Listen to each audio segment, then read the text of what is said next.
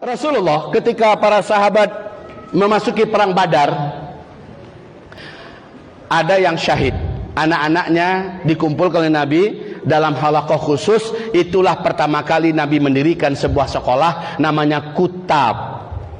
Jadi sekolah pertama yang dibangun oleh Rasulullah dan namanya adalah Kutab. Sekarang bermunculan Kutab-Kutab. Kutab itu dari usia 3 atau 4 tahun sampai 12 tahun, Pak. Di Kutab itu khusus belajar adab, iman, dan menamatkan khatam hafal Quran 30 juz.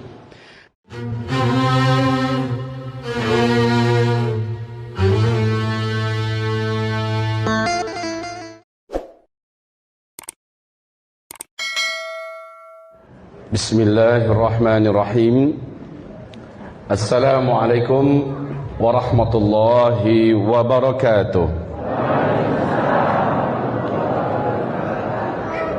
Alhamdulillah, wassalatu wassalam ala rasulillah sallallahu alaihi wasallam. La hawla wa la quwwata illa billah. Rabbana syrah lana sudurana wa yassir lana umurana wahlul 'uqdatam min lisanina yafqahu qawlana. Allahumma arinal haqqa haqqan warzuqna ittiba'ah wa arinal batila batilan warzuqna ijtinabah. Amma ba'du. Ibadallah, pujian dan syukur kita hanyalah untuk Allah Subhanahu wa ta'ala. Mari sama-sama kita ucapkan kalimat puji dan syukur yang diajarkan Rasulullah. Ayo Bapak Ibu. Alhamdulillah bi ni'matihi tatimmus salihah. Ulangi, alhamdulillah bi ni'matihi tatimmus salihah. Artinya adalah segala pujian bagi Allah, berkat nikmat Allah kita semua bisa dan dapat menyempurnakan amalan-amalan yang soleh. Itu kita baca, kata Rasulullah, siapa yang membaca ini, maka untuk satu hari itu Allah telah menganggap hambanya ini telah mengucapkan syukur kepada Allah Subhanahu wa ta'ala. Kemudian yang kedua, kita sampaikan salam serta salawat kita untuk asyrafil anbiya wal mursalin Sayyidina Muhammadin sallallahu alaihi wasallam. Amma ba'du. Ma'asyiral muslimin, hamba-hamba Allah yang kami cintai, calon-calon ahli surga insyaallah. Bapak Camat yang kita cintai, DKM Masjid, panitia, IO daripada acara kita ini, akramakumullahu jami'an. Tema kita pada siang hari ini seperti yang ada di papan tulis kita, menyiapkan generasi untuk menghadapi tantangan akhir zaman. Wahai kaum muslimin, generasi yang dipersiapkan, generasi yang kebal terhadap serangan-serangan luar terkait dengan akidah, tauhid, moral, ibadah, akhlak, muamalah. Ini yang dimaksud dengan mempersiapkan generasi, bukan generasi yang dipersiapkan menghadapi tantangan akhir zaman, generasi yang harus hebat bahasa Inggris, canggih komputernya, dahsyat bela dirinya, hebat pelajaran ekonominya, dan sebagainya. Karena itu tidak akan dapat, sebagaimana itu tidak akan ditanya oleh Allah nanti pada hari kiamat. Dulu kamu di dunia pandai bahasa Inggris tidak? Dulu kamu di dunia jago nggak komputer? Dulu kamu di dunia bisa nggak ilmu ekonomi? Bagaimana ilmu fisika kamu, biologi, kimia? Bagaimana dengan pelajaran politik kamu tentang masalah hukum? Kamu sarjana hukum nggak dulu di dunia? Kamu dulu profesor tidak? Kamu dulu doktor tidak? Kamu dulu Allah nggak tanya itu semua. Sebagaimana Allah tidak akan tanya kita nanti di akhirat, kenapa kamu miskin? Allah juga tidak tanya kita, kenapa kamu kaya? Kenapa kamu nggak kaya? Allah tidak tanya itu. Sebagaimana Allah tidak akan tanya kita nanti, kenapa kamu dulu di dunia jadi orang Indonesia? Kenapa kamu di Indonesianya jadi orang Jawa? Allah nggak tanya itu nanti. Allah tak tanya kita, kenapa kamu dulu di dunia NU? Kenapa kamu di dunia dulu Muhammadiyah? Kenapa kamu di dunia dulu Wahabi? Kenapa dulu kamu di dunia Aswaja dan sebagainya? Allah tak tanya itu. Allah tak tanya itu. Jika Allah di akhirat tak tanya, maka berarti di dunia bukan itu prioritas kita. Itu hanya kebutuhan sekunder. Ada, alhamdulillah, melengkapi. Tidak ada juga bukan penentu hidup mati kita. Betul? Orang kalau tidak profesor mati enggak? Mati. Kalau enggak profesor mati dia. Kalau enggak jadi dokter dia mati. Mati, Pak? Enggak. Banyak orang-orang yang enggak profesor, enggak dokter hidup aja. Gitu yang saya maksud ya. Walaupun pada akhirnya seluruh kita pasti mati ya. Nah, kaum muslimin, itu semua kalau ada bagus, alhamdulillah, hanya pelengkap, bukan asasi.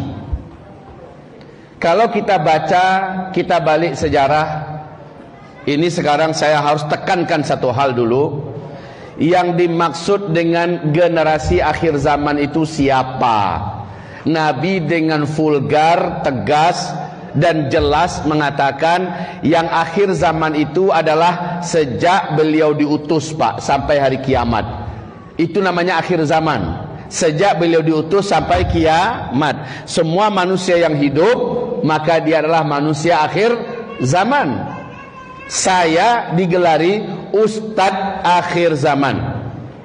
Bapak ibu harusnya rela dan ikhlas menerima gelar umat akhir zaman. Setuju? Ya, harus adil kayak gitu. Ya. Nah, kaum muslimin yang kami muliakan, itu yang akhir zaman. Kata Nabi, aku ini diutus sebagai salah satu tanda dekatnya kiamat. Di hadis yang lain Nabi berkata, aku diutus, jarak aku dengan kiamat cuma seperti ini. Nabi mengacungkan jari telunjuk dengan jari tengahnya ke langit, lalu kasih jarak sedikit. Di hadis yang lain Nabi berkata, sejak aku diangkat oleh Allah menjadi Nabi dan Rasul, malaikat Israfil langsung memasukkan pangkal trompet ke dalam mulutnya, matanya terus melihat ke arah Arash, menanti aba-aba kapan ini ditiup. Ini artinya semua Nabi mengisyaratkan beliau dan kehidupan setelahnya adalah akhir zaman. Tapi makin kesini, makin ke kita, makin ujung akhir zamannya. Gitulah ya. Nah, tantangannya makin dahsyat. Tantangannya makin hebat. Dengan jelas Allah dan Rasulnya mengatakan, generasi tangguh di akhir zaman, generasi kuat di akhir zaman adalah generasi yang mengalir di dalam darahnya Al-Quran. Nafas keluar dan masuknya adalah Al-Quran. Cara pandang hidup, fikir dan zikirnya adalah Al-Quran. Semua geraknya ditentukan oleh Al-Quran. Dia maju atau mundur ditentukan oleh Al-Quran. Adabnya Al-Quran, ibadahnya Al-Quran, akidahnya Al-Quran. Semua dari dirinya adalah Al-Quran. Ini generasi yang kokoh dan tangguh. Maka dia diletakkan di mana saja, mau di Sydney, mau di Melbourne, mau di Inggris, mau di Spanyol, mau di mana saja diletakkan, selama Al-Quran adalah denyut jantungnya, selama Al-Quran adalah detak nadinya, selama itu dia tidak akan bisa digoyang, dia tidak akan bisa dirobah, dia tidak akan bisa dipengaruhi, dia tidak akan bisa diwarnai, dia tidak akan bisa disesatkan. Dia akan menjadi batu karang yang sangat kokoh di tengah laut, sekuat apapun ombak menghantamnya. Tapi sayang, saya lihat generasi sekarang ini yang dikhawatirkan Rasulullah dalam surah Al-Furqan, dalam ratapannya, Rabbi inna qaumi ittakhadhu hadzal qur'ana mahjura. Ya Allah, kaumku telah meninggalkan Al-Quran. Hari ini ada kebangkitan yang positif, tetapi salah tempat, salah prioritas. Kebangkitan umat pada hari ini ke arah cinta pada Quran sudah positif, Pak. Anaknya pengen jadi hafiz Quran semua. Betul tidak? Dari bapak ibu semua, siapa yang ingin anaknya hafiz Quran 30 juz? Angkat tangan. Angkat tangan yang ingin anaknya hafiz Quran 30 juz. Angkat tangan. Amin ya Allah, kabulkan ya Rabb. Siapa yang angkat tangannya, kabulkan anak-anaknya jadi hafiz Quran. Amin. Kok jadi banyak jadinya? Tapi maaf ya Pak ya, saya tanya sama Bapak Ibu, ketika Nabi Muhammad sallallahu alaihi wasallam meninggal dunia, jumlah sahabat beliau dalam buku-buku sejarah lebih kurang 124.000. Seluruhnya dijamin masuk surga oleh Allah dalam Al-Quran, surat At-Taubah ayat 100. Seluruh sahabat bergelar di belakangnya RA, radhiyallahu anhu, radhiyallahu anhu, radhiyallahu anhu, radhiyallahu anhu. Kalau perempuan, radhiyallahu anha, radhiyallahu anha, radhiyallahu anha. Seluruh sahabat setelah Nabi meninggal menjadi manusia-manusia hebat, manusia-manusia yang pada akhirnya mampu menguasai dan menaklukkan timur, menguasai dan menaklukkan barat, 2/3 dunia, ribuan tahun ada dalam genggaman pemerintahan Islam, di mana para sahabat-sahabat Nabi, merekalah yang meretas semua yang ada di peradaban timur dan barat. Padahal seluruh sahabat Nabi itu minoritas yang pandai tulis dan baca. Mayoritasnya nggak ngerti tulis baca, masyarakat ummi. Betul ya Pak ya? Dan sahabat-sahabat Nabi ketika Nabi meninggal, paling lebih kurang yang hafiz Al-Quran 30 juz hanya lebih kurang 20 ribuan orang. Sementara sahabat Nabi totalnya semua 124.000. Maknanya ada 104.000 lebih kurang tidak hafiz Al-Quran. Kalau dikatakan menjadi anak hafiz, lalu dia ke depan menjadi anak yang kokoh, menjadi anak yang dahsyat, menjadi anak yang hebat, realitanya sahabat-sahabat banyak yang tidak hafiz. Maaf ya, saya bukan melemahkan niat Bapak Ibu untuk mengantarkan anaknya menjadi hafiz Quran. Saya hanya mengoreksi kesalah tempatan kita, salahnya kita menempatkan prioritas. Tadi saya katakan menghafal Quran bagus, bahkan saya mengaminkan semua anak kita jadi hafiz Quran, ya kan? Tapi masalahnya sekarang menghafal Al-Quran, apakah ini bisa menjadi cara untuk menghadapi tantangan zaman dengan hafal Quran? Pada kenyataannya, anak-anak yang hafiz Quran, setelah dia menghafal Quran, dia dimasukkan ke universitas, semua hafalannya jadi hilang. Setelah dia hafiz Quran, anak-anaknya dimasukkan ke sekolah kedokteran, ke sekolah umum, hafalannya jadi hilang. Padahal dia sudah susah payah mewujudkan keinginan ayah bundanya menjadi hafiz-hafizah. Tapi setelah itu, ketika dia bersuamikan lelaki biasa, hafalannya hilang. Ketika dia sudah jadi hafiz, lalu dia dapat kerjaan yang menyibukkannya, hafalannya hilang.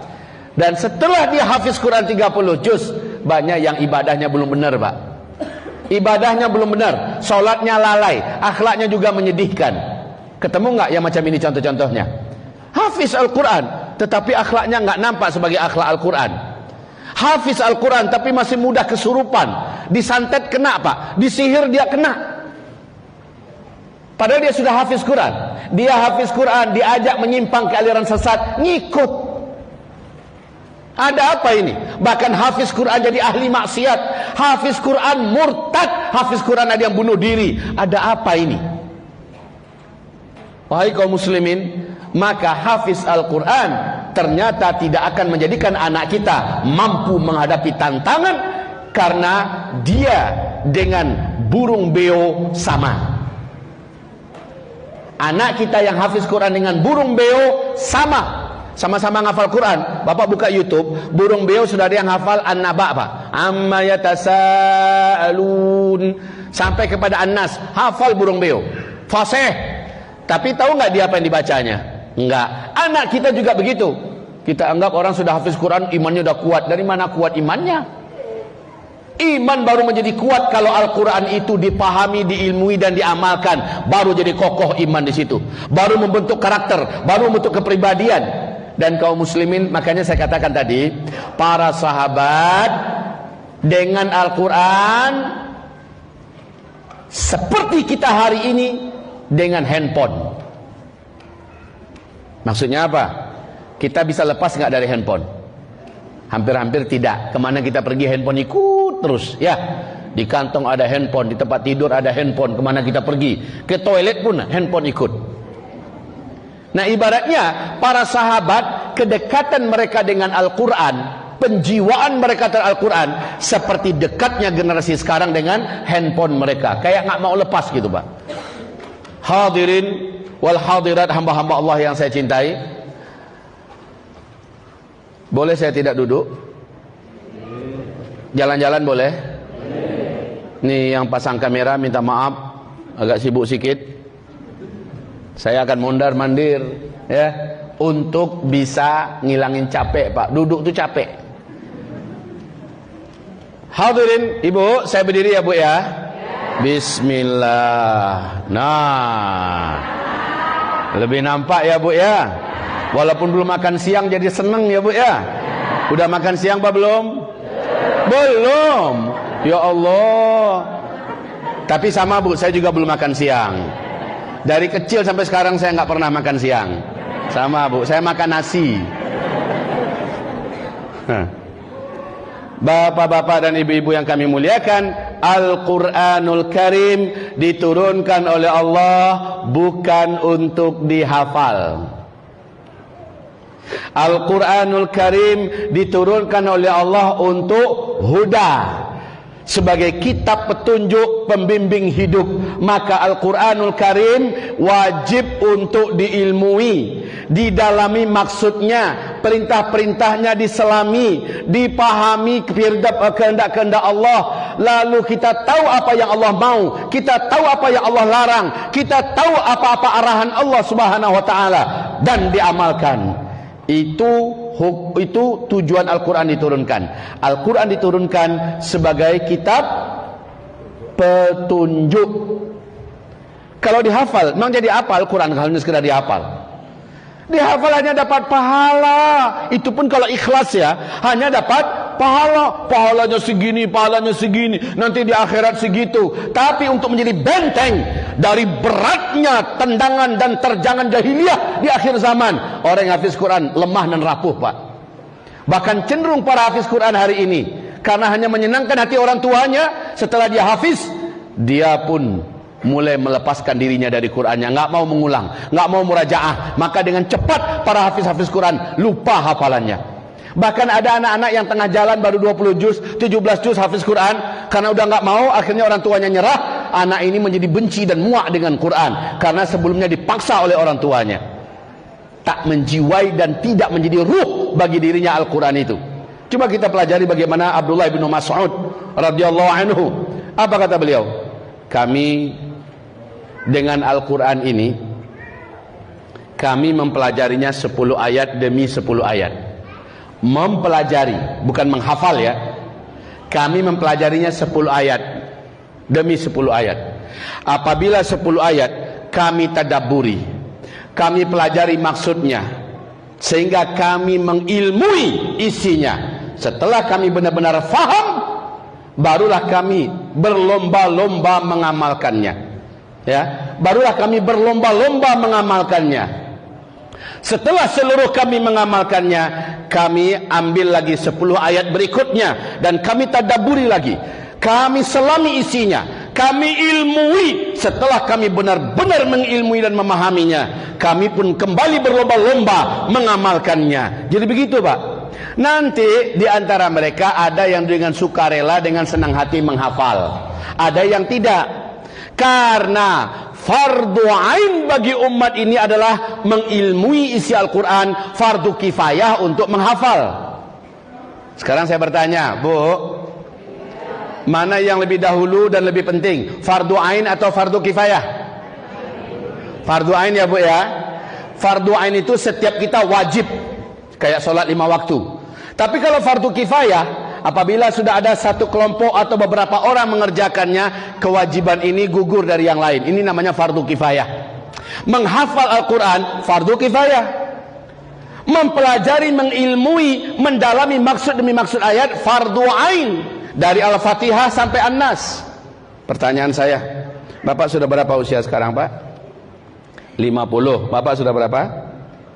41 Bapak? 56. Nah, ini contoh ya. 50, 41, 56. Dengan usia kita yang sudah segini, pernahkah kita mengilmui satu ayat demi satu ayat dari Al-Fatihah sampai An-Nas? Pernah khatam apa belum? Saya rasa semuanya akan mengatakan belum. Betul ya Pak ya? Berhutang kita nanti di hadapan Allahu Rabbul Alamin, sebab mengilmui ayat demi ayat Al-Quran adalah fardu ain. Nggak perlu kita hafiz Quran Pak, tapi kita harus tahu ini ayat maksudnya apa, perintah Allah di dalamnya apa, larangan apa, kalau perlu ini turunnya di mana, dan sebagainya. Kaum muslimin muslimat, talabul ilmi fariidah ala kulli muslimin wa muslimah. Menuntut ilmu, ilmu yang dimaksud itu adalah ilmu isi Quran ini.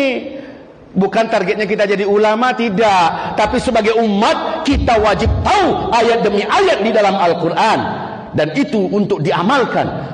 Al-Quran diturunkan, sekali lagi, bukan untuk dihafal. Kita di akhirat nggak hafal Quran, tidak akan dimasukkan ke neraka. Hah? Tapi kalau kita di akhirat ditanya oleh Allah nggak ngerti Quran, ini penyebab walaqad dzara'na li jahannam katsiran minal jinni wal ins lahum qulubun la yafqahuna biha wa lahum adhanun la yasma'una biha wa lahum a'yunun la yubsiruna biha ulaika kal an'am bal hum adall ulaika humul ghafilun. Allah katakan, kami penuhi neraka jahanam dari kalangan jin dan manusia. Punya mata, punya telinga, punya otak dan hati, tapi tak mau belajar isi Quran. Belajar isi Quran. Maka mempelajari isi Quran hukumnya wajib. Karena kalau kita tak tahu betapa banyak yang akan kita langgar dari larang-larangan Allah, betapa banyak yang akan kita tinggalkan dari perintah-perintah Allah Subhanahu wa ta'ala. Hidup kita ini tak akan lebih dari kun aliman au muta'alliman au mustami'an. Jadilah kamu orang alim, ulama, atau orang yang serius belajar, atau orang yang mendengar. Ini bapak sekarang ini, ibu, status kita orang yang mendengar ini. Tapi kalau masuk mondok pesantren namanya muta'allim, orang yang belajar serius. Alim adalah guru, alim ulama. Nah, jadilah kamu alim ulama. Kalau tidak, jadilah murid yang serius belajar. Atau yang ketiga, jadilah rakyat biasa tapi mengejar di mana-mana ada majelis ilmu. Oke ya. Baik, sekali lagi, tadi saya katakan saya sudah 12 tahun Pak Ibu mengelola tahfiz Quran. Anak-anak saya dari homeschooling, saking seriusnya saya anak-anak saya jadi hafiz semua. Dari homeschooling saya fokuskan untuk menghafal Quran. Sampai yang terakhir anak saya kirim ke Ish Karimah, yang nomor 1 dan nomor 2, sampai tamat hafiz Quran. Pulang balik ke Payakumbuh Sumatera Barat, ternyata 1-2 bulan saja hafalan anak-anak saya kembali menjadi lemah. Dengan cepatnya melemah. Seandainya saya masukkan dia ke kampus umum, ke Trisakti, UI, pokoknya di mana. Apalagi banyak orang tua sekarang berjanji, nak, kalau kamu sudah hafiz Quran 30 juz, nak, kamu bapak masukkan ke UGM, kamu bapak masukkan ke UI, kamu bapak ibu kirimkan ke Sydney, bapak kirimkan ke mana, kamu mau kuliah di mana, pokoknya kamu sudah hafiz, dijamin Qurannya hilang 30 juz itu Pak. Padahal dia sudah mengorbankan umurnya, dan kita sudah berkorban untuk anak kita sekian tahun, dan itu usia-usia emasnya kita buat mereka memaksa untuk menghafal yang akan mereka lupakan. Padahal bahayanya dalam kubur, orang yang menghilangkan dan melupakan hafalannya, dia pecahkan batok kepalanya dalam keadaan Allah murka kepadanya. Dia sudah hafal tapi tidak diulangi hafalannya. Ini berbahaya. Wahai kaum muslimin, sementara pegangan hidupnya nggak ada, hanya sekedar hafiz. Dia nggak ngerti apa yang dibacanya. Makanya saya katakan 12 tahun. 12 tahun Pak, anak saya akhirnya mulai melemah. Sebulan, 2 bulan, 3 bulan, saya tes banyak yang salah. Dengan cepat dia lupa hafalannya. Kita nggak bisa pula mengawasinya. Nak, kenapa nggak kamu ulang? Udah kita tekan, kita ini. Anak saya bilang, ada Pak, ada. Ya, adanya kayak gitu namanya anak-anak remaja ya, anak-anak muda. Pada akhirnya melemah. Oh, nggak bisa ini. Akhirnya nekat saya datangkan syekh dari Timur Tengah, pemilik sanad tertinggi dan terkuat nomor 1 di dunia. Saya bayar $1.500 per bulannya. Setelah itu saya datangkan syekhah, saya datangkan syekh, 3 orang syekh bareng Pak. Saya datangkan supaya bisa mengawal hafalan anak-anak dan santri-santri kami. Pada akhirnya saya menemukan fakta betapa banyaknya yang hafiz-hafiz Quran. Setelah dia keluar, maaf ya, dia masuk UIN, dia masuk ini, dia masuk ini, semua hafalannya hilang lagi sekarang. Sedih Pak. Tapi kalau sempat dia bersama dengan kami 6 tahun dalam pondok pesantren umpamanya, kita adakan ta'limul Quran, pengilmuan Al-Quran 30 juz, fahman wa amalan, pemahaman dan pengamalan 30 juz. Kita kawal mereka memahami dan mengamalkannya. Tamat dia khatam ta'limul Quran 30 juz, fahman wa amalan, kita udah lepaskan dia kemana. Mau jadi dokter silahkan, mau jadi apa silahkan, mau jadi apa silahkan. Karena pondasi kamu sudah kokoh, kamu sudah ngerti seluk-beluk isi Al-Quran. Untuk itu Al-Quran diturunkan, bukan sekedar untuk tahfiz-tahfiz. Saya katakan tahfiz ini bagus, tapi nanti setelah pondasinya terbentuk. Saya katakan sekali lagi, senang kita, bersyukur kita tahfiz-tahfiz di mana bermunculan Pak ya. Pondok-pondok pesantren tahfiz Quran. Orang-orang pun pada bersemangat wakaf di sana untuk tahfiz Quran, wakaf rumah untuk rumah Quran, rumah tahfiz dan segala macamnya. Wakaf-wakaf, orang juga banyak mendukung di mana-mana. Saya katakan bagus, tandanya umat ini sudah mulai sadar kembali kepada Quran. Cuma starting pointnya bukan dari tahfiz, tapi dari ta'lim, karena ini akan membentuk generasi yang tahan banting. Generasi yang kokoh dan tangguh adalah generasi yang ngerti Quran, mengamalkan Quran.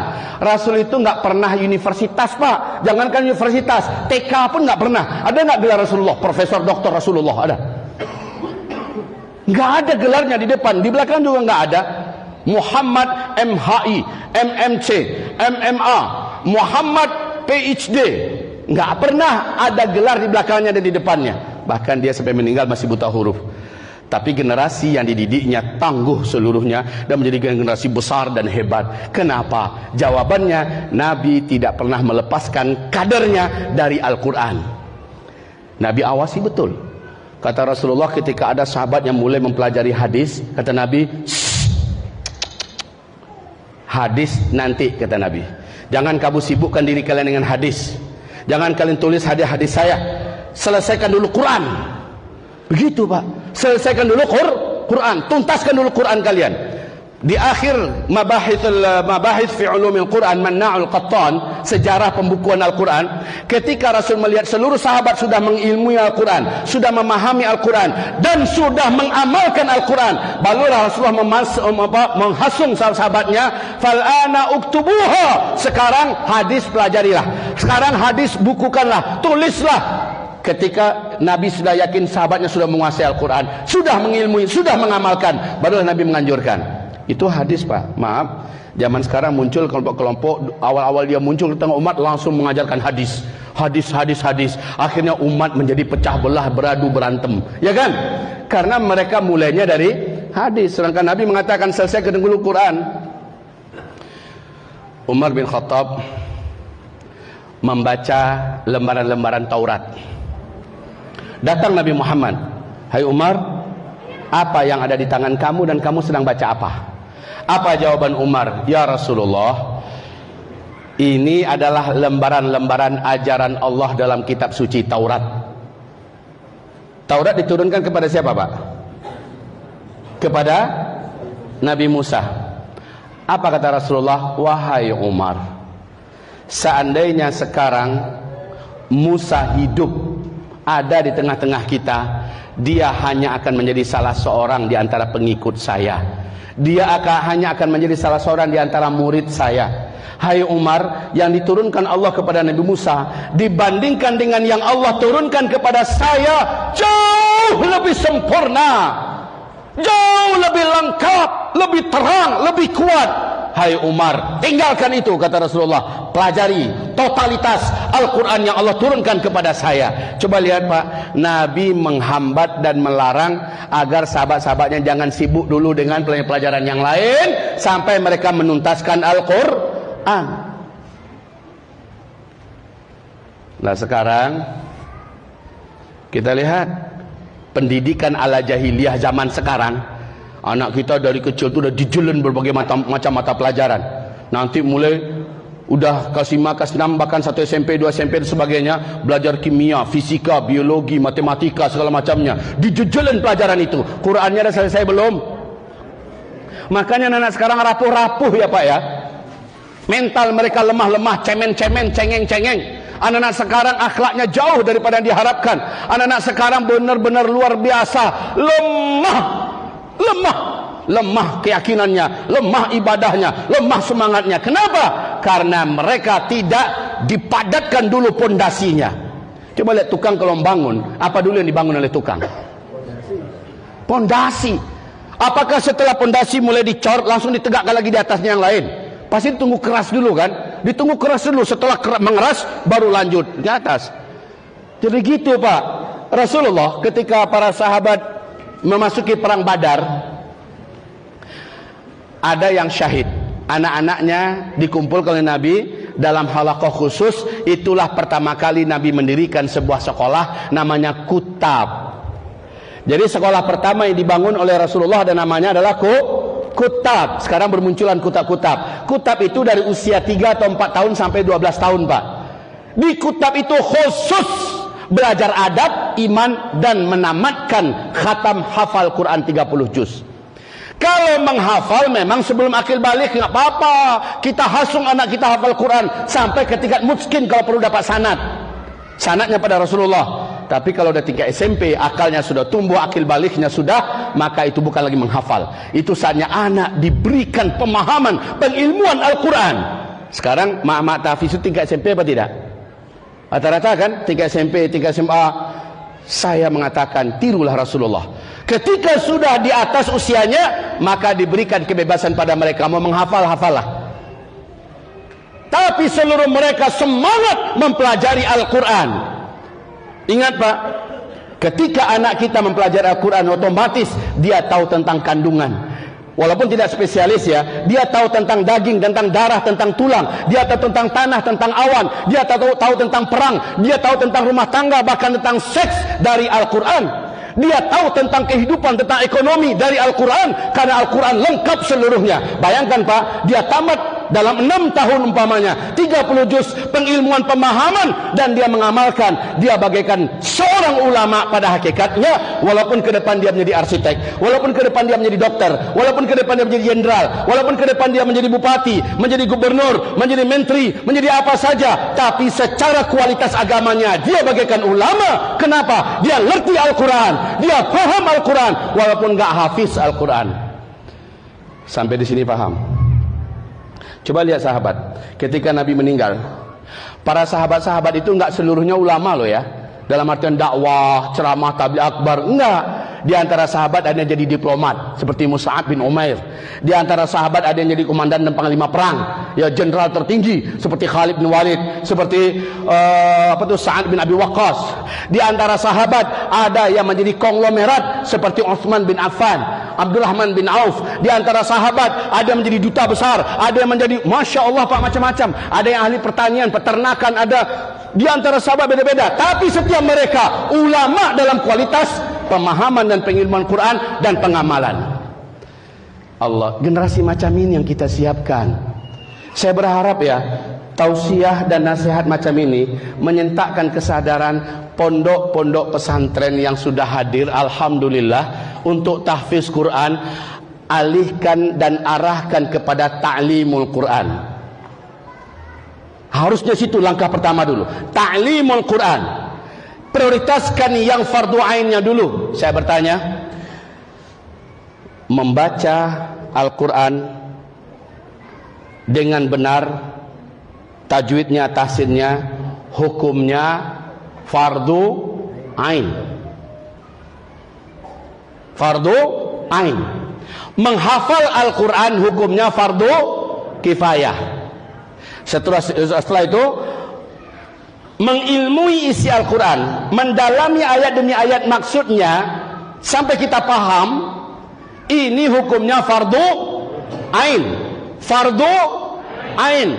Tapi mengajarkan ilmu Al-Quran, ayat ini maksudnya begini, tafsir ayat ini maksudnya begini, fardu kifayah. Jadi macam saya, ustaz-ustaz yang bisa menyampaikan Al-Quran, ini ayat ini maksudnya begini, itu fardu kifayah. Tapi yang fardu ain setiap kaum muslimin.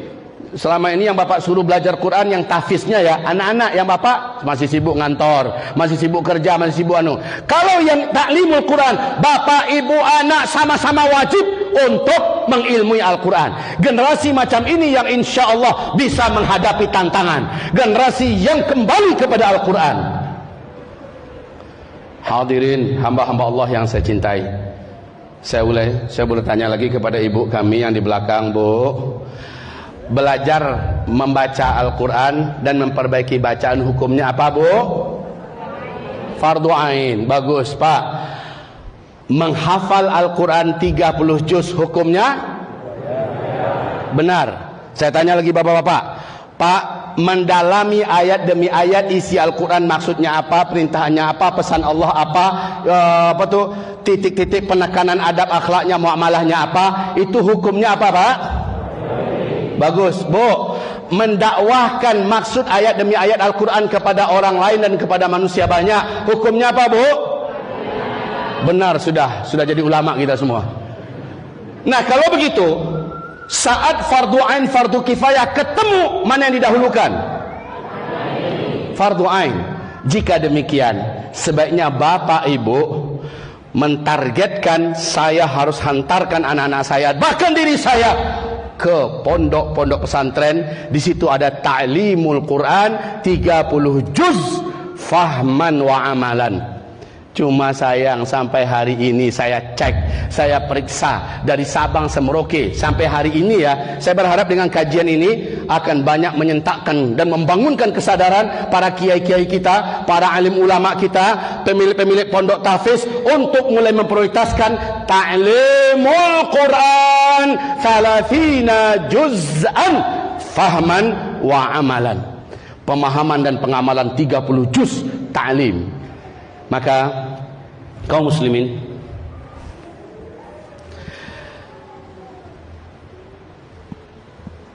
seperti yang saya katakan, 12 tahun saya membina pondok tahfiz Quran. Bahkan nama yayasan kami Yayasan Al-Hufaz. Ustaz Ridwan Muharsa pernah ngajar entah 2 tahun kalau nggak salah di sana sebelum beliau kembali kemari. Bapak, 12 tahun. Dalam 12 tahun ini, paling yang menjadi dari sekian banyak murid kami hanya 6-7 orang dari seluruh murid yang ada yang masih terjaga hafalannya sekarang, Pak. Kalau kita tanya Wadi Mubarak yang ada di Jawa Barat, kita tanya Ishkarima, kader-kader yang sudah ada, berapa sih yang masih terjaga hafalannya sampai hari ini? Kita tanya semua mereka, Pak. Mungkin hanya 10% itu udah hebat itu. Maknanya boleh dikatakan kita gagal sebenarnya. Gagal. Sementara anak-anak kita telah melewati masa-masa emasnya. Jadi ini jangan terulang lagi. Saya berharap siapa yang akan mendirikan mahat tahfiz, rumah tahfiz, tolong perbaiki kembali niatnya. Itu sudah bagus. Tapi awali dengan yang fardu ainnya dulu. Fardu ainnya dulu adalah markas ta'limul Quran 30 juz. Dengan ini tekad saya bulat, Pak. 3 tahun berturut-turut saya kirim kader terus ke negeri Yaman, pusatnya para ulama dan ilmu hari ini, pusatnya iman hari ini. Seperti dalam hadis Nabi, di akhir zaman pusat iman adalah Palestina dan Yaman. Saya kirim ke sana, Pak. 3 tahun berturut-turut. Tahun ini sudah 18 orang kader kita, khusus mempelajari sedalam-dalamnya pelajaran lughah, nahwu, sharaf, mantik, balaghah dan sebagainya, sampai kepada tafsir, fikih, hadis dan sebagainya. Pulang nanti harapan kami insyaallah 2 tahun yang akan datang sudah berdiri Ta'limul Quran Center 30 juz fahman wa amalan. Selama 6 tahun. 1 tahun pertama 5 juz. Anak ini benar-benar faham satu ayat demi satu ayat. Artinya satu kalimat, maksudnya apa, pesan perintahnya apa dan sebagainya. Ya. Setelah itu 5 juz yang kedua di tahun kedua, 5 juz ketiga tahun ketiga, masuk tahun keempat 5 juz berikutnya, 5 juz, khatamlah Ta'limul Quran 30 juz fahman wa amalan. Anak ini dapat ijazah bahwa anak ini telah mengkhatamkan Ta'limul Quran 30 juz'an. Silahkan nak, mau masuk kemana dia boleh, dilepaskan kemana kita sudah aman. Akidahnya sudah dijamin itu kokoh, ibadahnya insya Allah lurus sesuai dengan yang diajarkan Rasulullah. Ketika kita mentafsirkan Al-Quran, otomatis hadis-hadis masuk, otomatis fikih masuk, betul tak? Otomatis ini Pak, ketika kita ajarkan Al-Quran 30 juz, ilmu anak kita mumpuni, pondasi agamanya kokoh. Silahkan nak, berundinglah dengan orang tuamu, mau kemana, mau kuliah di mana, silahkan, kita udah aman melepasnya. Oh, saya mau fokus di tahfiz Quran, bagus, itu yang paling kita dukung setelah dia menyelesaikan Quran.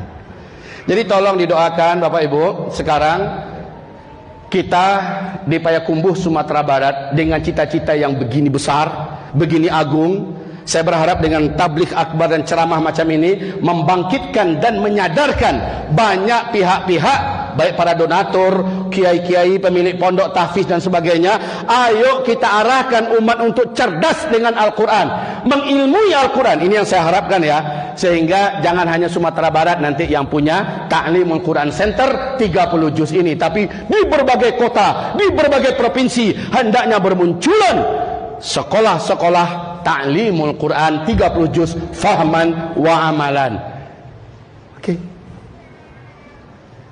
Lapang dada kita sudah. Kalau ini mudah terwujud nanti senang luar biasa. Walaupun saya yakin setan-setan jin dan setan manusia tidak akan berpangku tangan dan berdiam diri untuk menghentikan langkah ini. Karena kalau kita tahfiz Pak, seperti saya katakan, betapa banyaknya orang hafiz Quran disantet kena, disihir kena, dihipnotis kena, karena dia masih rapuh. Diajak aliran sesat, sesat dia. Diajak maksiat, ikut dia. Bahkan diajak murtad, murtad dia. Tidak sedikit hafiz Quran, saya katakan tadi, ahli maksiat. Pedih, sedih kita melihatnya Pak ya. Pertanyaan sekali lagi, kenapa bisa itu terjadi? Jawabannya, karena mereka nggak ngerti, nggak menjiwai, tidak menjadikan roh apa yang mereka pelajari. Generasi yang tahan tantangan di akhir zaman adalah generasi yang mendarah mendaging Al-Quran ke dalam dirinya.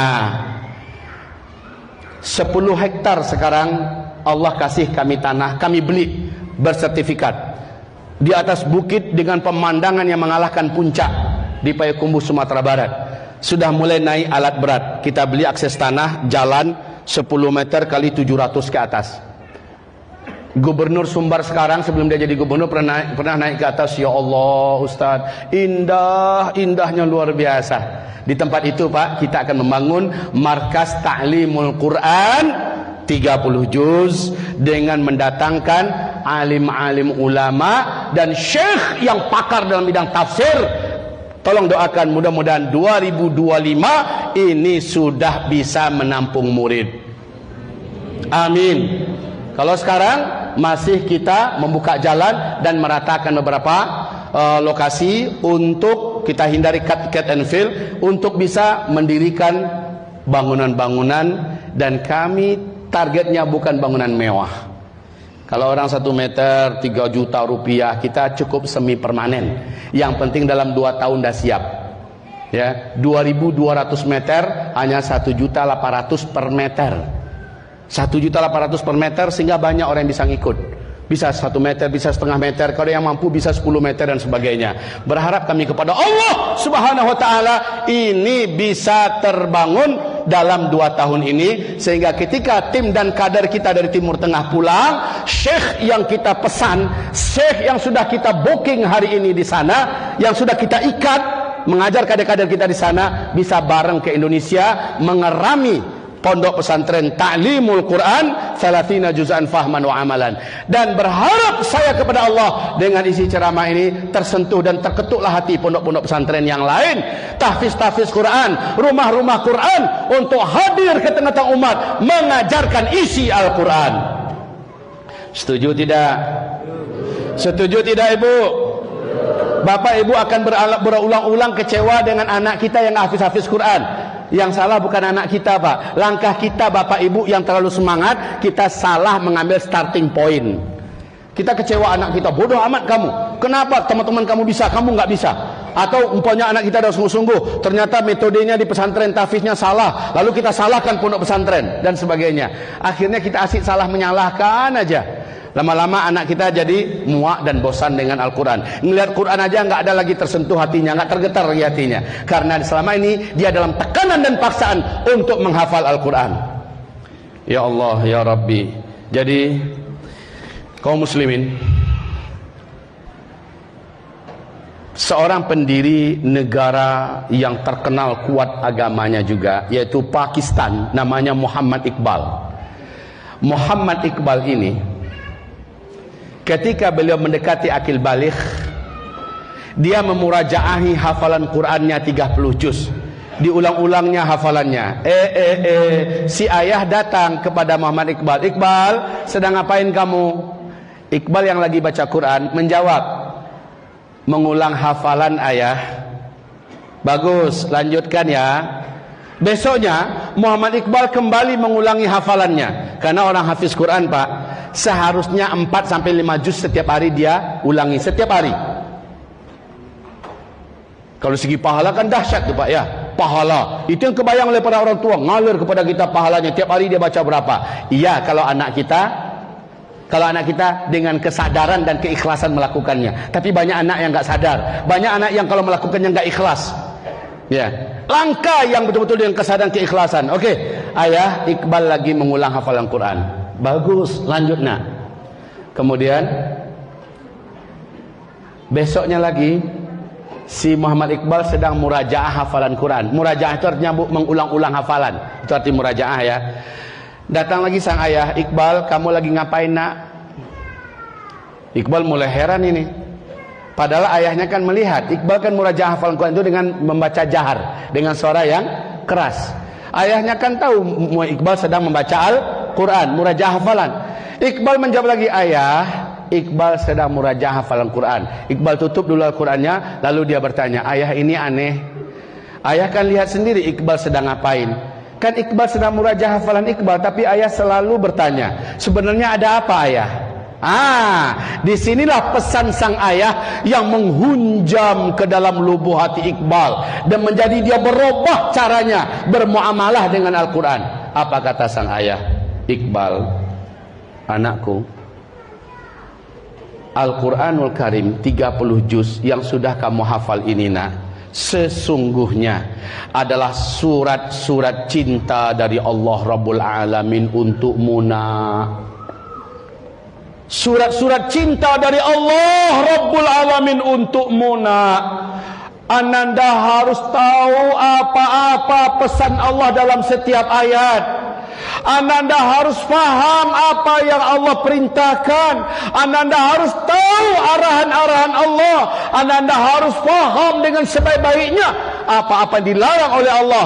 Segala yang ada dalam Al-Quran ini Ananda harus pahami dengan sebaik-baiknya. Apa kata Iqbal? Sejak hari itu sikap saya bermuamalah kepada Al-Quran bukan hanya sekedar membaca dan mengulang hafalan, tetapi mentaklimi seluruh isi yang ada di dalamnya. Satu ayat demi satu ayat dia cari guru, dia tamatkan kita tafsir dengan para alim ulama. Akhirnya dari Al-Fatihah sampai An-Nas, Muhammad Iqbal memahaminya, mengamalkannya, dan menjadi manusia besar, pribadi besar, otaknya yang besar, kebijaksanaannya luar biasa, harum namanya di mana-mana, dan dia akhirnya mampu mendirikan sebuah negara yang bernama Pakistan. Allahu Akbar. Ini berkat keagungan Al-Quran dan kemuliaan, akhirnya lahirlah generasi yang agung dan mulia. Jadi Bapak Ibu yang kami muliakan, untuk generasi yang tangguh, bukan generasi yang ngerti komputer, bukan generasi yang hebat bahasa Inggris, bukan generasi yang hebat ilmu kimia, fisika, biologi, ahli kedokteran, ahli ekonomi, bukan. Karena orang macam ini begitu mudah digarap, apalagi Dajjal muncul nanti. Ketika Dajjal muncul, nggak terkira banyaknya hafiz-hafiz Quran yang akan sujud menyembah Dajjal, karena rapuh Pak. Sekali lagi, Saya mengajak bapak ibu semua, bukan hanya untuk anak ya, bapak ibu semua, memastikan kepada diri sebelum saya meninggal, saya harus khatam Al-Quran ta'liman, fahman, wa amalan. Saya harus paham mengilmui Al-Quran secara pemahaman dan pengamalan. 30 juz. Al-Quran diturunkan bukan untuk dihafal, Al-Quran diturunkan bukan untuk dihafal, Al-Quran diturunkan bukan untuk dihafal, tapi untuk diilmui dan diamalkan. Menghafalnya fardu kifayah, mendakwahkannya fardu kifayah. Sampai ke titik ini sudah paham Bapak Ibu? Sudah paham Bapak Ibu? Sudah. Berjamuran di mana-mana, Muhammad Hafiz, bagus. Semangat orang tua, ayah bunda untuk menjadikan anaknya hafiz Quran, tetap bagus. Tapi itu langkah berikutnya, setelah langkah yang paling wajib diselesaikan dulu. Dan dengan ini, bila Bapak Ibu telah menuntaskan pekerjaan ini, saya selesai sudah menyiapkan generasi menghadapi tantangan akhir zaman. Apapun tantangannya, Bapak Ibu kan tahu, makin lama makin berat, makin lama makin hebat, makin lama makin dahsyat, makin lama makin tak terbendung, Pak. Makin lama kaki tangan Dajjal makin hebat menyesatkan dan memfasikkan umat Nabi Muhammad. Namun Ahlul Quran insyaallah tidak akan bisa dan tidak akan mudah diwarnai, karena Allah berfirman dalam surah Al-Baqarah, sibghatullah wa man ahsanu minallahi sibghah. Kalau celupan Allah ini sudah mewarnai orang, tidak ada celupan yang lain yang bisa merubah warnanya. Al-Quran ini celupan Allah, Pak. Kalau generasi kita dan kita telah terwarnai oleh Al-Quran, tidak ada warna apapun yang bisa merubah warna kita. Demikian, mudah-mudahan Bapak Ibu sekalian termotivasi dan terbakar. Dan ingat sekali lagi saya katakan, ayah bunda, bapak ibu, saudara-saudari dan saya ditanya oleh Allah nanti pada hari kiamat, hai Zulkifli. Siapa nama bapak? Ingat? Pak Danan. Hai Danan, hai Zulfikar, hai Muhammad, ditanya oleh Allah, apakah kamu sudah memahami 30 juz dari ayatku? Apakah kamu sudah mengilmuinya? Apakah kamu sudah mengamalkannya? Karena yang ditanya nanti tentang ilmu, apakah kamu sudah tahu, apakah kamu sudah amalkan? Kan begitu nanti yang ditanyakan. Kalau harta, dari mana kamu dapat? Cara dapatkannya gimana? Untuk apa kamu pergikan? Kalau ilmu, kamu sudah tahu belum? Udah kamu amalkan enggak? Kan itu nanti ditanya, Pak. Maka Bapak Ibu persiapkan diri untuk lulus ditanya oleh Allah, Bu. Karena semua kita akan ditanya oleh Allah Subhanahu wa taala. Kalau begitu Bapak Ibu bisa bareng dong sama anak-anak. Iya. Alim ulama kita di Solo, di Sukoharjo dan sebagainya ini, tolong minta pada mereka, Pak Kiai, Buya, Ustadz, Syekh, tolong ajarkan dan didik kami semua mengilmui Al-Quran 30 juz. Saran saya, maaf, supaya Bapak juga nggak kebablasan ya, Syekh, guru, kiai, ustadz yang akan kita angkat menjadi guru Al-Quran kita, ta'limul Qurannya, fahman wa amalan, bukan syekh, guru, ustadz yang ngomongnya kayak gini. Menurut saya ayat ini maksudnya lebih kurang kayak gini. Menurut saya ini ayat ini kalau nggak salah, maksudnya kalau nggak salah. Kalau bisa jadi ayat ini maksudnya bisa jadi, Pak. Jangan kita berguru dengan ustadz, kiai, syekh yang kayak gitu dengan Al-Quran. Bisa jadi barangkali mungkin kira-kira kalau nggak salah, menurut pendapat saya, menurut hemat saya, ini bahaya nih, Pak. Harusnya dia apa? Ayat ini menurut Rasulullah seperti ini. Para sahabat mengatakan maksud ayat ini begini. Ya, di dalam kitab tafsir ayat ini maksudnya begini. Lihat tafsirnya, lihat halamannya. Itu yang akan kita angkat menjadi guru tafsir Quran kita. Awas, juga jangan sampai menurut saya, menurut pendapat saya, kalau nggak salah, mungkin kira-kira barangkali bisa jadi. Ini bahaya, Pak. Dzalikal kitabu la raiba fih. Alkitab itu di dalamnya ada kekuatan dan keyakinan, tidak ada keraguan-raguan di dalamnya. Tapi kalau cara macam tadi itu ragu-ragu kita. Ini menurut saya, tanya Ustaz Dan, menurut saya, beda-beda nih menurutnya. Tapi kalau rujukannya Rasulullah dan para sahabat, rujukannya kitab tafsir yang mu'tabar, yang diakui, insya Allah, Pak. Itu yang perlu Bapak Ibu ingat, karena ada juga majelis tafsir yang tidak berpandu kepada Rasulullah, tidak berpandu kepada para sahabat, tidak berpandu kepada ulama salaf, tidak berpandu kepada kitab-kitab tafsir yang diakui oleh umat Islam Ahlus Sunnah wal Jamaah. Hati-hati itu, ya. Jadi kalau kita belajar, carilah guru yang memang bertanggung jawab secara ilmiahnya. Semoga Bapak Ibu semua, anak-anak Bapak Ibu menjadi generasi Al-Quran di akhir zaman. Saya hanya sekedar menyampaikan. Setelah itu terserah Ibu, mau diterapkan, mau dikerjakan, dan jangan tunda-tunda. Kita tak tahu nih kapan nyawa kita dicabut. Jangan tunda-tunda Pak. Apalagi Bapak kita mungkin sudah usia 60 sekarang ya Pak ya. Sudah 60 Pak. Usia Bapak udah 60-an. 70. Bisa jadi usia Bapak sisa cuma 2 tahun 3 tahun. Bisa jadi ya. Kejar dari sekarang Pak. Saya nggak tahu, saya pastinya nggak tahu. Hanya kan kata saya kalau masih sisa, biasanya kan sisanya sedikit lah gitu.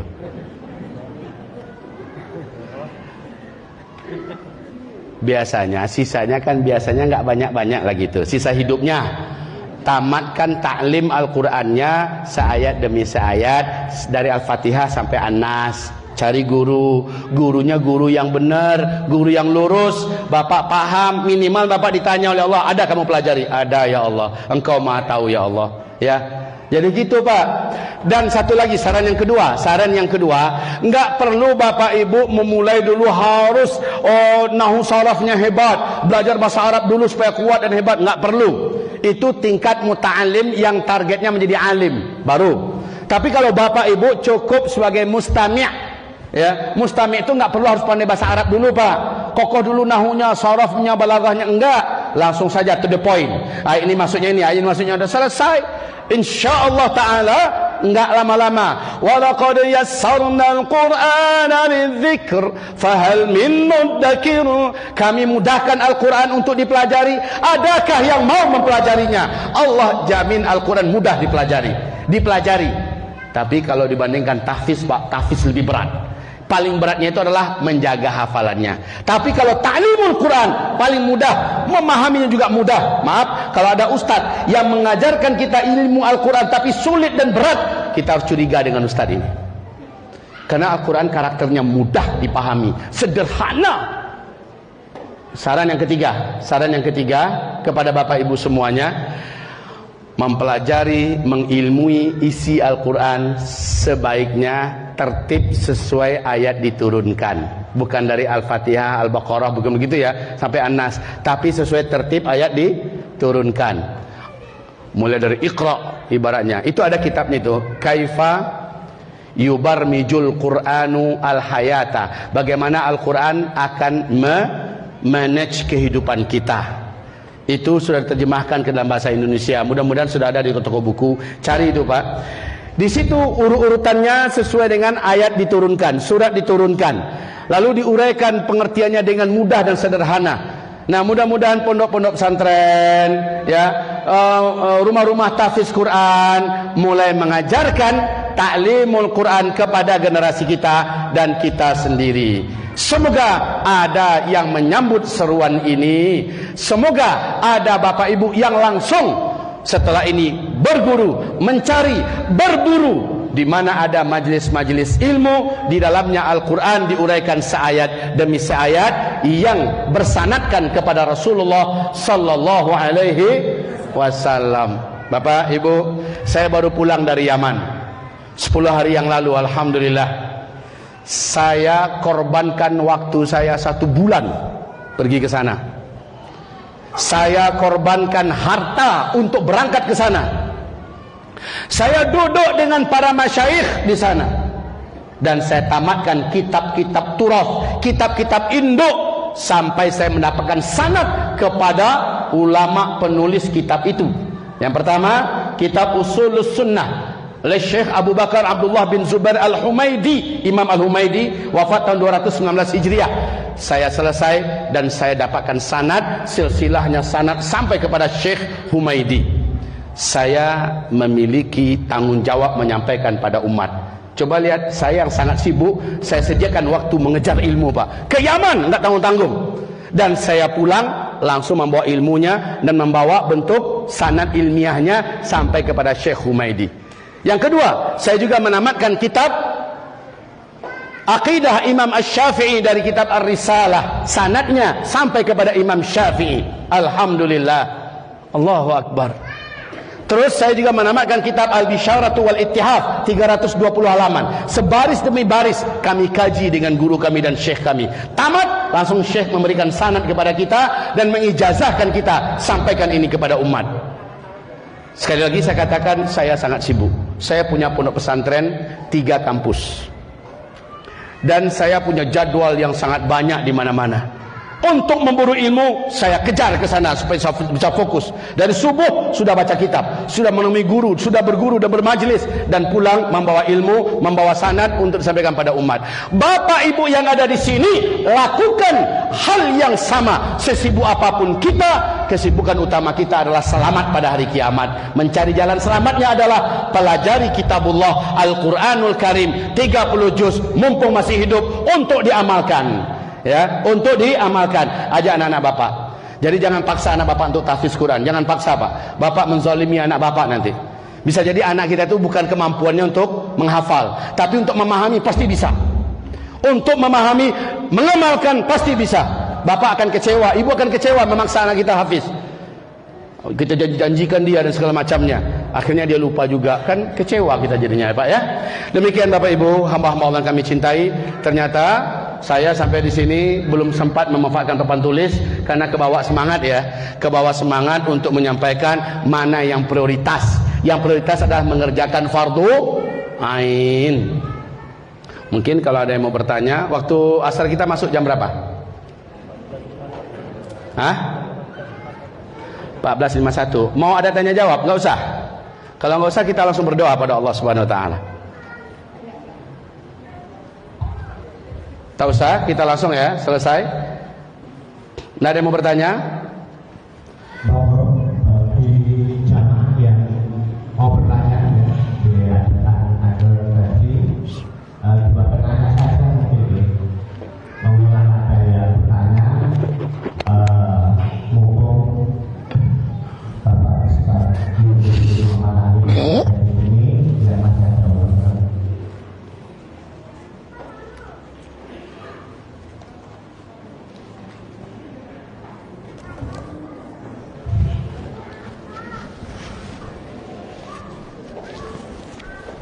Kalau ibadah mungkin langsung ditutup dengan doa maupun Bapak.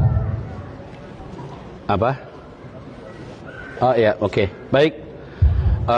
Bapak Ibu, insya Allah sebelum kita berdoa, tadi saya sampaikan sepengetahuan saya, saat ini di Indonesia belum ada, belum didapati, belum terdengar informasinya oleh kita, ada khusus ma'had pondok pesantren untuk ta'limul Quran 30 juz itu, pemahaman dan pengamalannya. Bapak Ibu sudah dengar apa belum?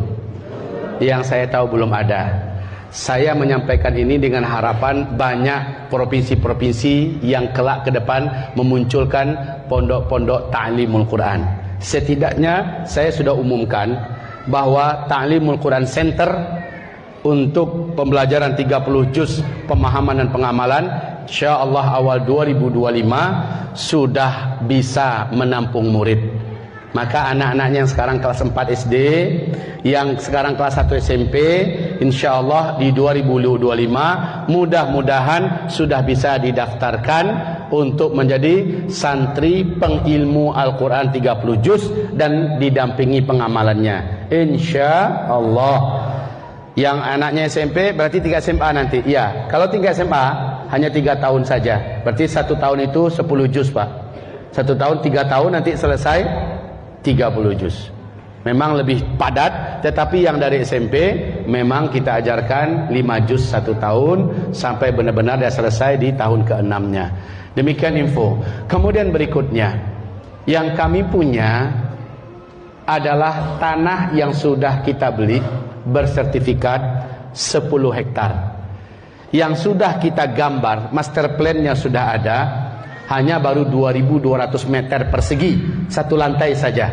dan gambarnya sudah selesai, RAB-nya juga sudah selesai, dengan tetap pakai struktur besi, kemudian seluruhnya kayu di atas. 1 meternya Rp1.800.000. Kami berharap ini bisa dipakai untuk 15 sampai 20 tahun, ya.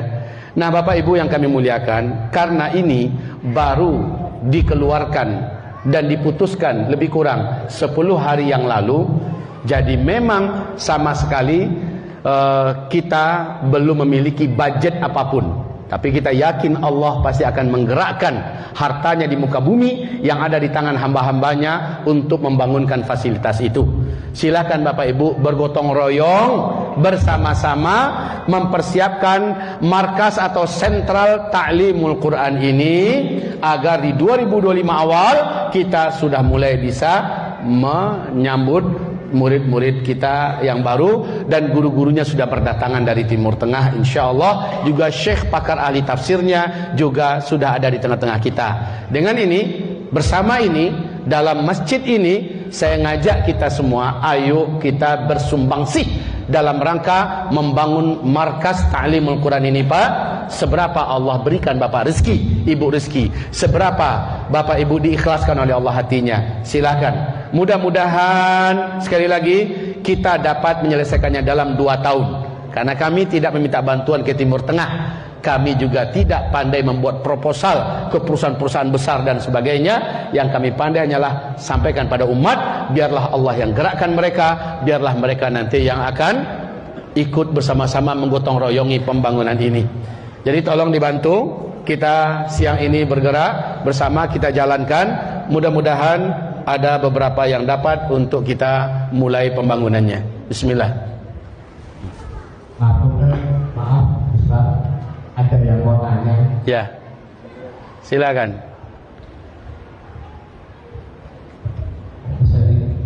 Apa yang izin bertanya? Assalamualaikum warahmatullahi wabarakatuh. Assalamualaikum warahmatullahi wabarakatuh. Saya Muhammad, kita waktu ini bersamai adik-adik di Kriya Quran. Jadi tadi Masya Allah penyampaiannya, Masya Allah banyak hal yang dapat kita catat dari poin-poinnya. Insya Allah nanti kita sampaikan ke sesepuh dan juga ustaz-ustaz senior kita. Yang jadi pertanyaan kami tadi saya masih kayak gini, apa ini bercampur antara tadi Ustaz sempat menyampaikan untuk usia tetap tadi itu ketika mau tahapnya menghafal Al-Quran itu dipersilakan tadi setelah yang saya pahami tadi. Kemudian ketika untuk usia adik-adik pembelajar khususnya itu kalau sudah usia SMP baru masuk ke ta'limul Quran. Yang saya pahami tadi jadi maksudnya untuk adik-adik yang di bawah usia balik atau usia akhir ini, usia TK sampai usia 12, ini kita juga bersama adik-adik yang di TK dan SD, yaitu baiknya untuk takbirnya ini atau untuk taklimnya itu apakah memungkinkan untuk dikombinasi atau memang murni taklim mulai dari kecil atau berbeda? Karena jadi Assalamualaikum warahmatullahi wabarakatuh. Salam. Baik, terima kasih Ustadz ya. Saran saya, jangan dulu ta'limul Quran di usia kecil. Jangan dulu ta'limul Quran, tapi fokus tahfiz. Kalau usianya masih kecil, masih TK, masih TPA, masih PAUD, itu tahfiz saja dulu. Perbaiki bacaannya, mulai menghafalkan Quran. Sebelum dia tamat, kalau perlu kelas 5 atau kelas 4 SD, dia sudah hafiz Quran 30 juz. Nanti usahakan dia mutskin, lalu dapat sanad sebelum dia tamat kelas 6. Ya, setelah itu baru masuk ke ta'limul Quran. Setelah dia tahfiz. Namun ingat, di tingkat TK tadi, SDIT tadi, dia seharusnya sudah diajarkan adab-adab dan iman yang dasar-dasar, ya, seperti yang diajarkan oleh Rasulullah kepada generasi seusia-usia itu. Jangan disambil tahfiz iya, taklim iya, jangan. Kalau anak kecil ya, tapi kalau usia SMP, fokuskan ke ta'limul Quran dulu. Namun kalau ada 1-2 yang istimewa di antara mereka, dia bisa ta'lim lagi dengan kesadarannya sendiri, dia mau tahfiz, silahkan. Cuma kita tidak menganjurkan di tingkat SMP ke atas itu tahfiz. Tahfiznya nanti kalau mau udah terlambat, tamat kuliah, silakan tahfiz. Paling cepat nih di usia dewasa dia mulai tahfiz tamat SMA. Ya, tamat SMU dia mulai tahfiz. Itu paling cepat. Kenapa? Biasanya anak ini dengan kesadarannya, dan dia akan tahu betapa nilai yang dia hafal, dan dia tidak akan mau menelantarkan hafalannya. Tapi kalau kecil-kecil, akalnya tuh gimana caranya melupakan hafalan. Percayalah. Coba apa bapak-bapak yang punya anak-anak tahfiz, sampai dia pulang libur ke rumah, malas nggak dia disuruh merajaah? Malasnya selangit, Pak. Kan udah di pesantren, sekarang lagi liburan, gitu. Itu pula alasannya, Pak. Dalam seminggu 2 minggu dia libur, buyar hafalannya lagi. Pulang ke pesantren, lemah, mulai lagi dari awal. Itu membuat dia bosan lama-lama, Pak. Guru-guru kecewa, orang tua kecewa, murid pun bosan. Lalu kita dapatkan generasi yang tak suka dan benci melihat Quran. Itu jadinya. Itu kalau di usia SMP SMA ya. Nah, saya menganjurkan tamat kuliah baru mulailah tahfiz bagi yang belum. Kalau sekarang usia SMP sembuh, ya. Baik, ini kotak kita yang jalan untuk Ta'limul Quran Center ya. Ini kalau ada yang mau berwakaf nanti tafadhol di BSI 165 1 Allah, 5 rukun Islam, 6 rukun iman, 05 kali 61 gitu ya, mudah mengingatnya, atas nama Masjid An-Nabawi. Jadi rencana kita Pak, bangun masjid 100 kali 100 meter, di bawah itu dibangunlah di dalam itu dibangunlah markas Ta'limul Quran tadi. Jadi masjid dulu, namanya Masjid An-Nabawi Ta'limul Quran Center ya. Mudah-mudahan sekali lagi dalam 2 tahun ini bisa selesai. 1 meternya 1.800.000, kita perlukan 2.200 meter. Silakan. Ada pertanyaan yang lain? Sambil kotaknya jalan.